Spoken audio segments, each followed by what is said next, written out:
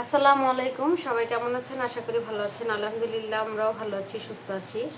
তো আজকে আমি রান্না করব ডিম। আর এখানে আমি কাঁকরোলগুলো কেটে নিচ্ছি। তো রান্না করতে চলে যাই। তারপর ছোট আলু দিয়ে ছোট আলুগুলো আমি করে নিছি, সিদ্ধ করে ছিলে নিছি।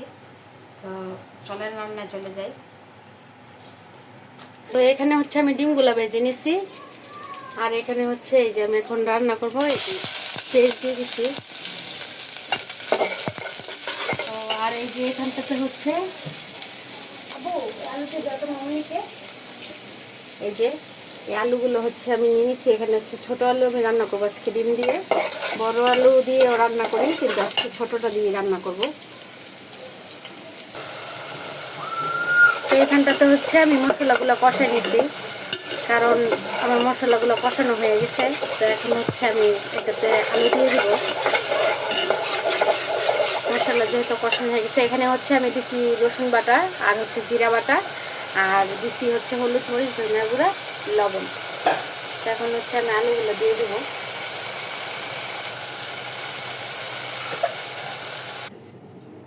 তো এই যে এখানে আমি কাঁকরোলগুলোতে দিয়ে দিছি হলুদের গুঁড়া, মরিচের গুঁড়া, আর দিচ্ছি লবণ। তো এখন আমার ডিমটা হয়ে গেছে। এখন আমি একটু জিরা গুঁড়ি দিয়ে নামিয়ে দিব।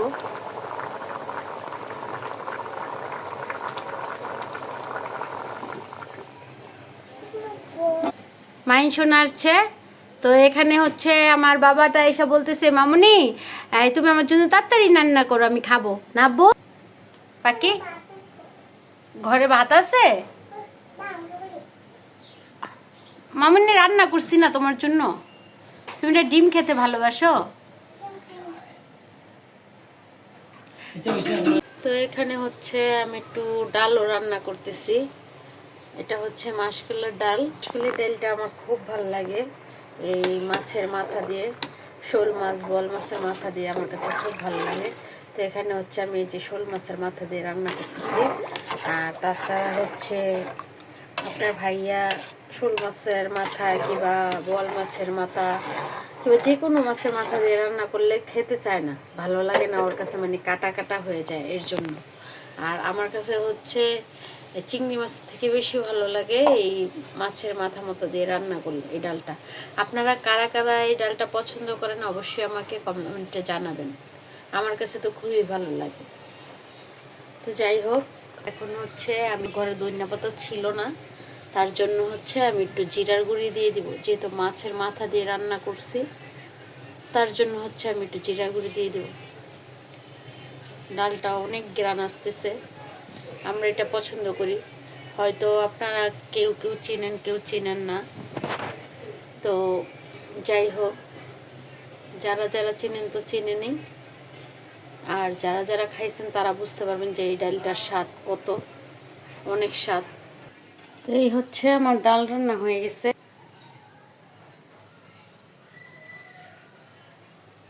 ডালটা অনেক লোভনীয় দেখতে লাগতেছে, তাই না?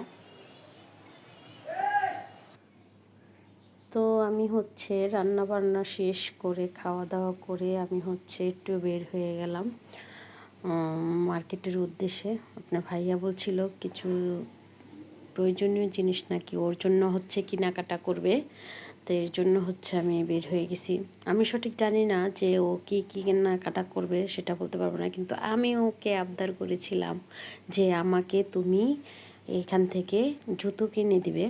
আমি বসুন্ধরা অনেকবারই আসছি, আইসা আমি একটা না একটা কিছু কেনাকাটা করছি। যেহেতু ওর জন্য, ওর উপলক্ষে আমি বের হয়েছি। তো আপনার ভাইয়াকে বলতেছিলাম যে আমাকে কিছু কেনাকাটা করে দেবে। তো আপনার ভাইয়া বলছিল আচ্ছা ঠিক আছে, দেখা যাক। তো আমি তো এইখানটা বসুন্ধরার সামনে যেই আমার ওই লাইটগুলো আমার খুব চোখে পড়লো, আমার তো খুবই ভালো লাগতেছিল। ঝর্ণাগুলো সাজিয়ে রাখছে, ওগুলো আমার দেখতেই ভালো লাগতেছিল। তো আমি আবার তাড়াতাড়ি করে হাঁটতেছিলাম যে আপনার ভাইয়াকে আমি দেখতেছি না কোথাও, যে কোথায় গেল দেখি। তো ওকে আগেই ভিতরে চলে গেল নাকি সেটাই দেখতেছিলাম।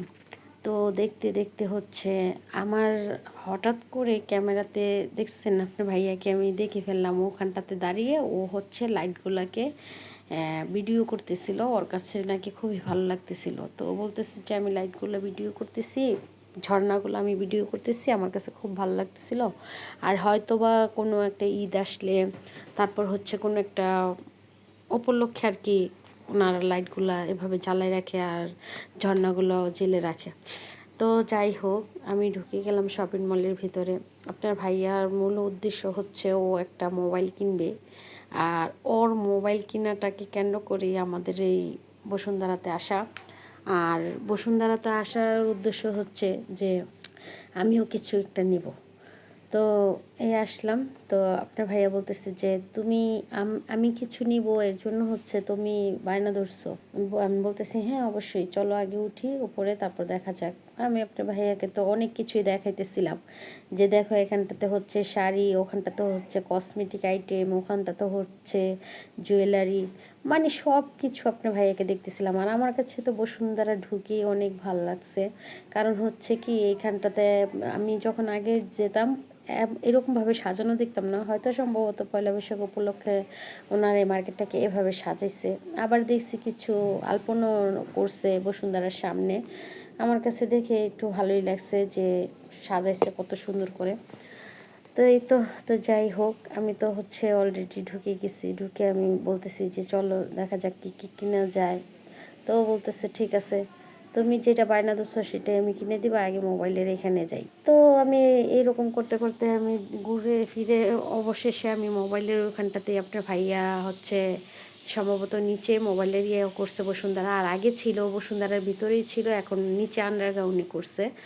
তো ওখানটাতে দেখতে দেখতে আপনার ভাইয়াকে বলতেছি দেখছো জুয়েলারি সেটগুলো কি সুন্দর, এখানে তো তো অবশেষে হচ্ছে আমি মোবাইলের এখান থেকে বের হয়ে গেলাম। আমি আর ওখানটাতে ভিডিও করতে পারি নাই।